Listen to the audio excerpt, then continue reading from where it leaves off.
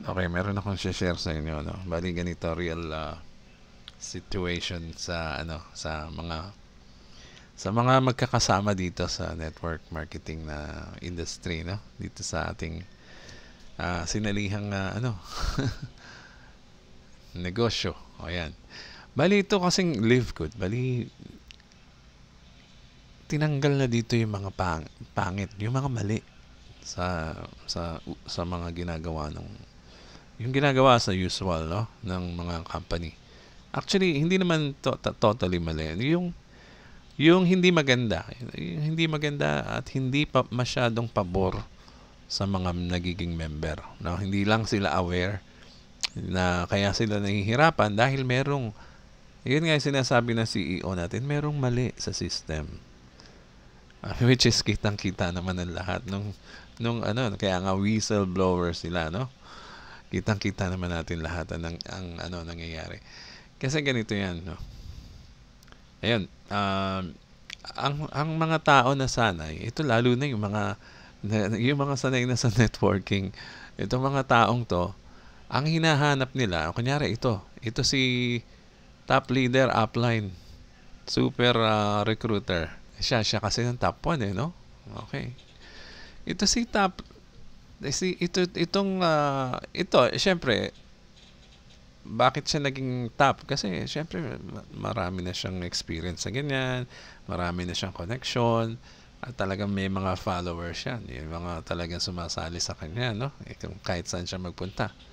Nandun yung mga yan, no? Yung mga tao, yung mga kasamahan niya in the past, no? In the past networking companies, no? Sumasali talaga sa kanya. Talagang sumusunod sa kanya. Kung saan siya pumunta, susundan siya ng tao.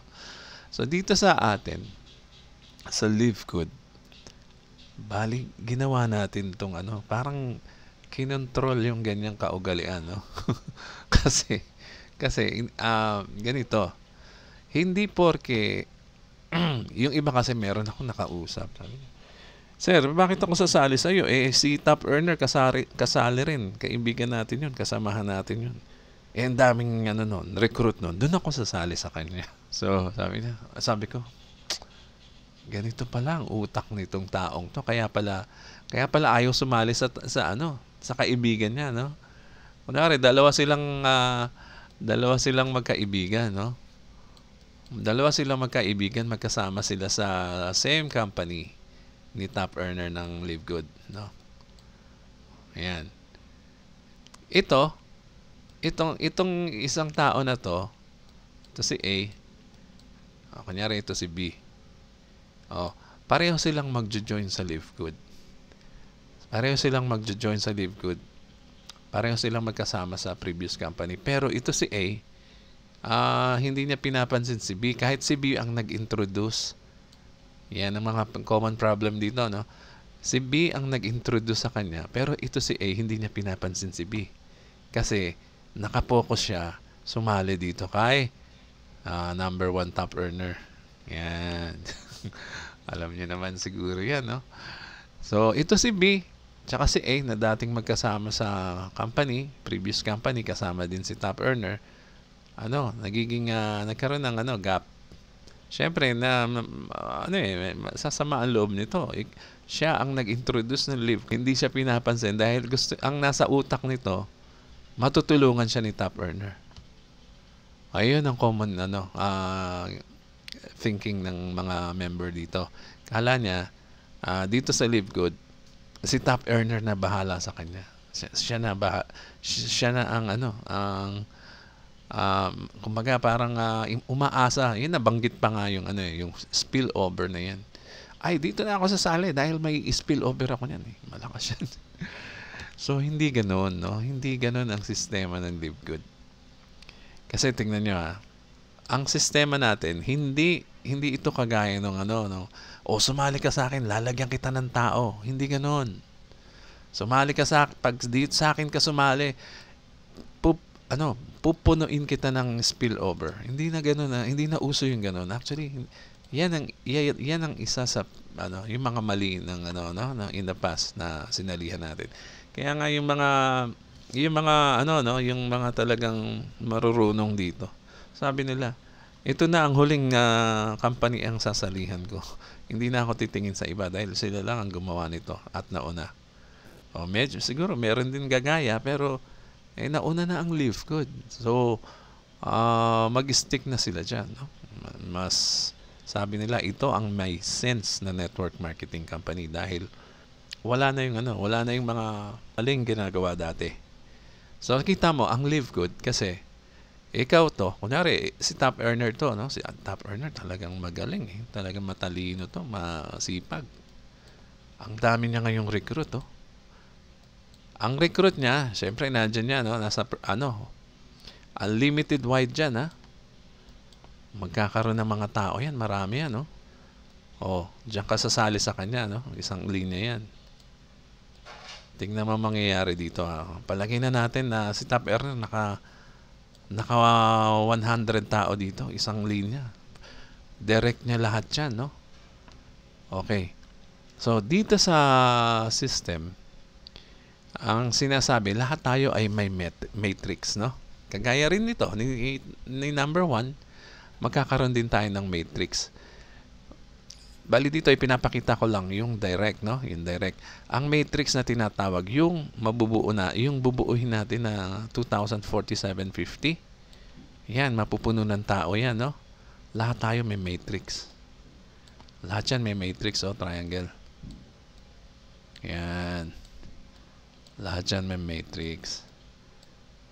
So, ito napupuno ng tao yan. 1, 2, and then susunod 4, di ba? Ganyan. Susunod 8, ganyan. Susunod 16. Lahat yan. Ganon. Pare-pareho, no? And so on, no? Pare-pareho yan. Biruin mo yung dami niyan, no? Kunyari, si top earner talagang everyday, kunyari, meron siyang 10 recruit. 10 recruit. Anong gagawin ng system? Si top earner bang lalagay ng tao? Hindi. Ang tao, yung ibubuhos, yung spill over niyan, maaring, syempre from left to right yan pupunuin niya yan kung saan may bungi, kung saan merong bungi ang mga matrix nito. Doon papatak yung yung ilalagay ni top earner. Kunyari, ito, number 1, dito muna siya. Yan, dito muna siya. Number 2 naman, dito naman siya, dito. Number 3, dito naman. Ganyan, no? Number 4, dito naman. Number 5, dito naman. So, bago kayo maambunan ng no, ng spillover, ang tagal mo ang tagal niyan. Ang tagal mo magkakaroon ng spillover. Kasi mahaba unlimited wide yan. Si top earner walang tigil yan. Walang tigil mag-direct yan. Alam mo kung bakit? Kasi bawat direct na yan, meron siyang 50%, Lahat yan, meron siyang 50%. Sino hihinto? Lahat to 50%, 50%, 50%, 50%, 50%. Nang kikitain yang bawat isa na yan, may 50% siya. So palagay mo ba hihinto ka na mag-recruit ng direct? Hindi. Hindi yan, hindi kagaya dati, no?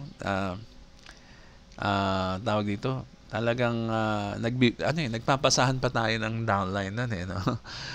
Dito kasi kita mo mangyayari. Forever na yan, may 50% si sponsor dito sa mga tao niya sa baba, no? Dito sa first line niya ng direct.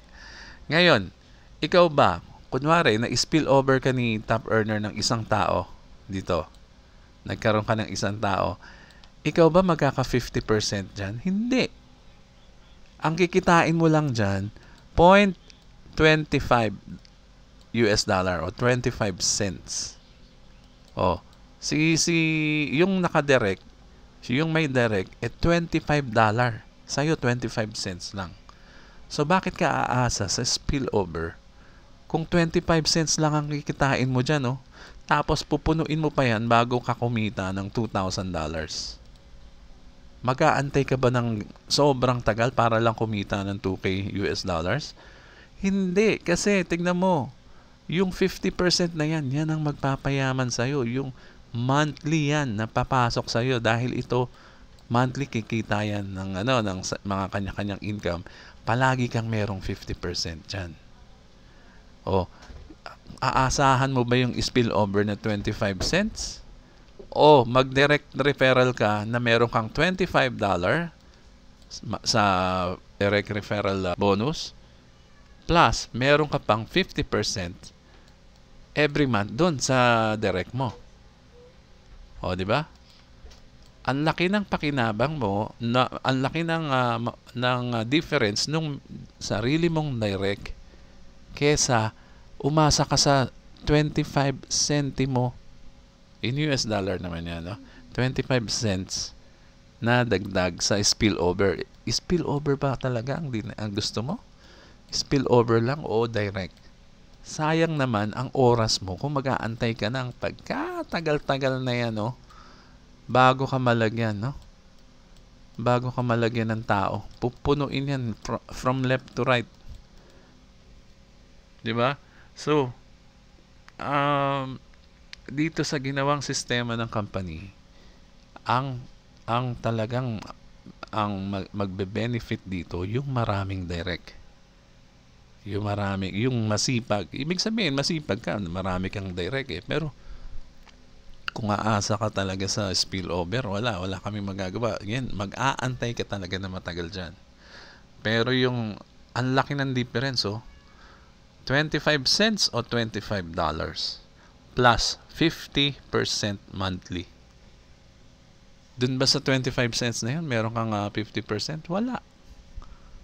Dun ba sa spillover, sa in-spill ba sa'yo ni upline, meron bang kikitain na 50%? Wala. Ang inaasahan mo lang dyan, mabuo ng $2,000 yan sa loob ng 1 taon, 2 taon, di natin alam.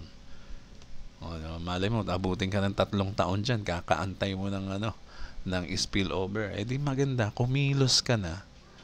Dahil yung 50% na yan, every month yan, month after month after month, yan ang papayaman sa'yo dito sa Live Good. Okay, huwag ka nang umasa sa spillover. Kaya nga sinasabi ko, tingnan mo, dahil dyan sa asa-asa system na yan, nakasanayan nyo, yung dalawang magkaibigan na magkasama sa previous company, wala na hindi na nawala na yun. Hindi na sila magkaibigan ngayon. Kasi asa attitude asa sa spillover attitude. Imbis na magtutulungan sila, yung dalawang kaninang in-example ko na magjo-join pa lang, kung parehas sila nag-join together, yung tao nila magkakadikit lang, magkakadikit lang sila. Siyempre, isa dyan yung nasa taas. O maaring itong number 1, itong si A, maaring siya yung nasa una, o si B nasa baba, sa baba niya, o direct sila, connected. Walang distance, in between. Walang gap in between. O, di ba? So, pareho silang magkakaroon ng mas magandang business relationship dito dahil magti-team sila eh. Magkasama pa rin sila dito. Imbis na mas maganda magiging teamwork nila. Umasa siya kay upline, kala niya makikinabang siya ng mga spillover na tagto 25 cents. Imbis na 25 cents, doon ka na sa direct. $25 each. And then 50% every month. Yan ang tandaan nyo. Okay? So, yan lang muna. Ito po si Edgy Garcia. Mag-subscribe na rin kayo sa akin. Maraming salamat po.